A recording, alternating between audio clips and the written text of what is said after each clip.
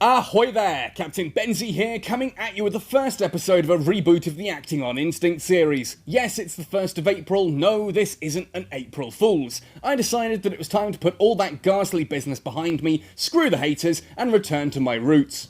This series is therefore designed to help you climb to Tiberium League by explaining game mechanics and giving simple, effective advice.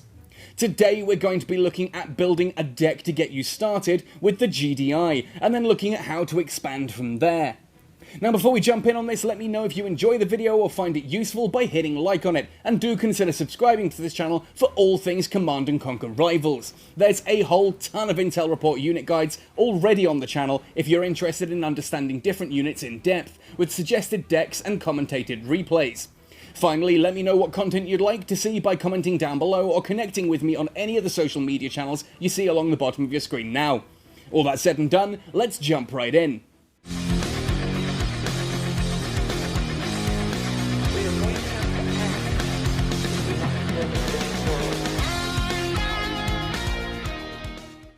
Before we talk about constructing your own deck, we need to discuss some deck building fundamentals. In CNC Rivals, there are, broadly speaking, 3 types of decks. On one end of the spectrum, you have aggro decks. These are decks built around cheap units and are designed to win the game as quickly as possible. Keeping the missile charging is an absolute priority for an aggro player, and the best will never let the missile charging bar go yellow or grey for long. The units in an aggro deck should be cheap enough that only a single harvester will be required, and by only needing one harvester, you keep your population cap low enough that you can readily build new units as the situation demands. On the other end of the spectrum are what are called tech decks. These decks utilise numerous of the expensive tech units built from either the GDI Tech Lab or the Temple of Nod. These units tend to be devastating when they hit the battlefield, but, as they're quite expensive, tech players will need to learn to stall the missile for long enough to get them out. The other disadvantage is that tech decks usually require 2 harvesters, which means a higher population cap, making the decks less flexible to respond. Then in the middle there are splash decks. These form a sort of compromise between tech and aggro, with cheap units to control the battlefield early on, but with a heavy hitting expensive unit or 2 to help with the endgame if it stalls on too long. The disadvantages of a splash deck, however, are that it takes the weaknesses of both an aggro deck and a tech deck. If you have a look at the lower leagues in CNC TV, by which I mean any league that's not Tiberium, you can see that tech decks are very popular. And why wouldn't they be? Tech units are big, they're expensive, and they're devastating, but tech versus tech matches tend to be very level dependent and have a large rock, paper, scissors component to them. If you want to beat tech decks, aggro is the way to go, and this video is here to show you how. On screen now is a deck that can be built very early on in your CNC Rivals career.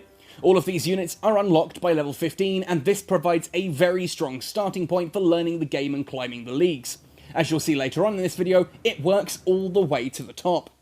Before we jump in, please understand that yes, unit levels are a thing in CNC Rivals, but interactions are designed not to change until beyond 2 levels difference. A level 5 Rhino will still beat a level 7 Missile Squad. As long as your opponent's units are not more than 2 levels above yours, the fight is almost identical as it would be at equal levels. So this deck on screen is very simple. As an aggro deck, the aim is to win the game as early as possible. Your absolute priority in the game is ensuring that the nuke charge bar does not stay grey or yellow for long. Sometimes this means letting your opponent charge the nuke. This means that the deck needs to be cheap enough to run on a single harvester with a good curve of units. When building a deck, you need to cover all of your bases. Using rhinos as your only anti-infantry would be all very well and good until your opponent has a unit like grenadiers. For those, you'll need something like riflemen or shockwave troopers or even a talon. When building a deck, you'll need to make sure that you have at least 2 options for dealing with each type of enemy threat. 2 anti-infantry, 2 anti-vehicle, and 2 anti-air, and you'll want each of those to be in separate categories themselves. Here, we have riflemen as our opening unit. They're fast moving so they can get onto pads quickly to start charging them, and have good vision so they can scout out what your opponent is doing. They're also cheap, so if they die or aren't what you need early on, it's not a huge problem. Missile squads are one of the most important units in Rivals, and they tend to feature in GDI decks all the way to the top. They're great early on against vehicles and aircraft, but are a little slower moving than riflemen, and they don't have as wide vision. They also cost 20 Tiberium rather than 10. From here, we have two buildings we can go into, the War Factory and the Helipad. The War Factory has rhinos, nippy little buggies that are great for anti-infantry and against light aircraft, predominantly anti-infantry aircraft. These are perfect if your opponent is using infantry like snipers or shockwave troopers that your riflemen may struggle with otherwise, and they're also good against light aircraft like Talons, Venoms, and drone swarms. The Predator tank is slow-moving and of simple purpose. It's an absolute beast for wrecking enemy ground vehicles, and it's a slab of concrete that can be tough to remove from pads. They can't target air though, and they don't do so great against infantry, so do bear that in mind. The Helipad, on the other hand, has Talons and Orcas. Talons are great for taking out enemy infantry, especially tougher ones like Grenadiers or Shockwave Troopers, and can also be used to take down enemy aircraft like Orcas and Mohawks. The Orca itself is an aerial assassin designed to swoop across the battlefield and deal some heavy damage to enemy ground vehicles. They're fragile to other aircraft like Talons and to missile squads, but otherwise they can hold their own.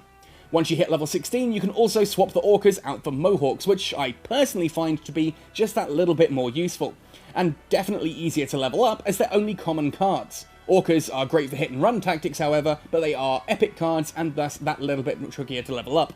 Strong Arm is then a great starting commander for this deck, as her turret has two very simple uses. Firstly, it's great for quickly rinsing light aircraft, light vehicles, and infantry, and it can be used in support of your own units. Also, it can be built to block ground units, forcing them to go the long way around, buying you key seconds.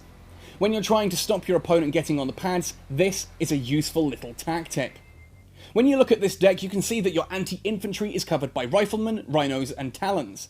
This allows you to deal with any infantry your opponent can build. Anti-vehicle comes in the form of missile squads, predators, and orcas, again covering all the bases. And anti-air is supported by missile squads and talons, with rhinos as kind of a support option in the middle. Now, no matter what your opponent sends out, you do have an answer, and the more you use this deck, the more you'll understand what those answers are. Now let's have a look at this particular deck in action.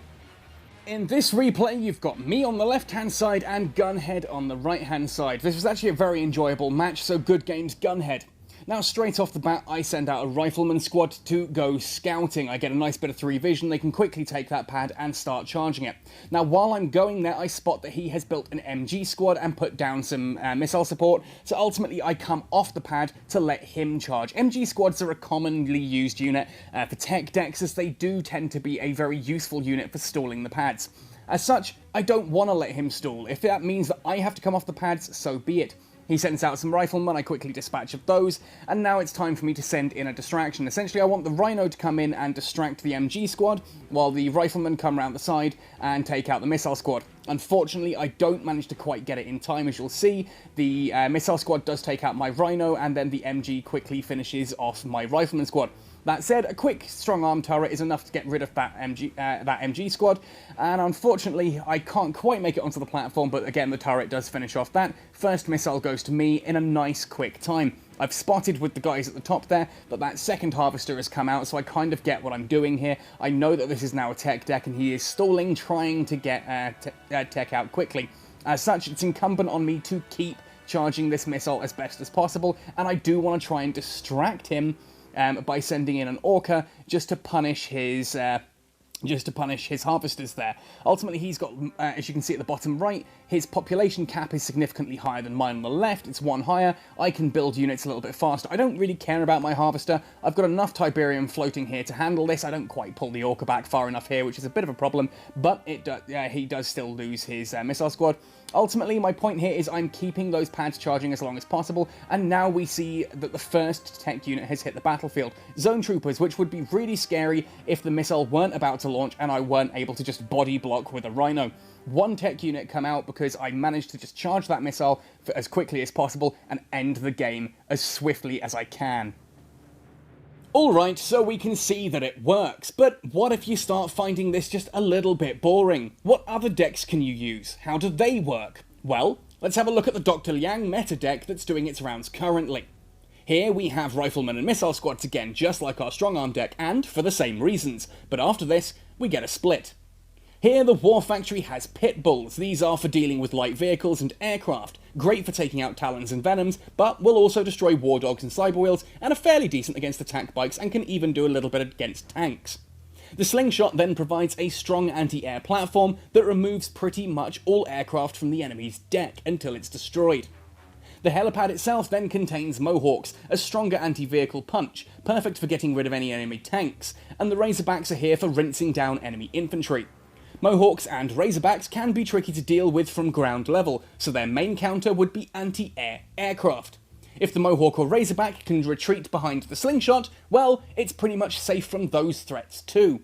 In return, however, the slingshot is helpless against ground units, so the Mohawks pummel any ground vehicles coming close, and the Razorbacks then deal with infantry. These units synergize very well together, and you'll want to look out for these kind of synergetic units as you start building your own decks.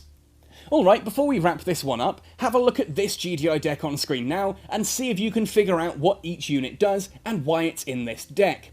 Can you see how this deck works, and what the answers to certain questions would be? This is an important skill to have. It's all very well copying a top tier deck that you see online, but if you don't understand how it works and why to use each unit, it's not going to do particularly well. It's also worth noting that different decks have different varying degrees of success, dependent on which league it's in. This is due to how the maps work and what units are common in those leagues. Basically, don't just copy a deck and hope that it'll work. Look at it and try to figure out how and why it works. Well, that just about covers everything I wanted to cover in this video. I hope you found it helpful, and I look forward to hearing what decks you're enjoying using down in the comment section below. Stay tuned for more CNC Rivals content on the way. Happy sailing, and see you on the battlefield!